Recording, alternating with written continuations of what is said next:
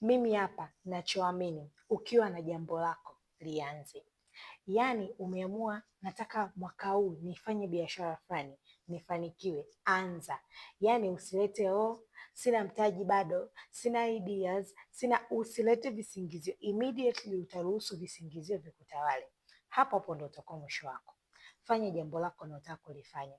Kuna wengine mtu anasema nataka nianze biashara lakini bado sina mtaji na kusanya. Hautakuja kupata mtaji. Sema naanza. Uone huo mtaji kama hujaji. Au mtu anasema sina idea za kutosha, bado sijui vizuri kuhusu biashara. Hakuna siku utakaa darasani utajifunza vizuri kuhusu biashara. Changamoto za biashara zinafunzaga huko huko. Yaani changamoto unazifuata huko. Kama mimi muongo, waulize wafanyabiashara. Wafanyabiashara, comment hapo chini. Changamoto jinsi gani zinakupelekesha na unakuwa bora zaidi. Anza kufanya jambo lako sasa hivi.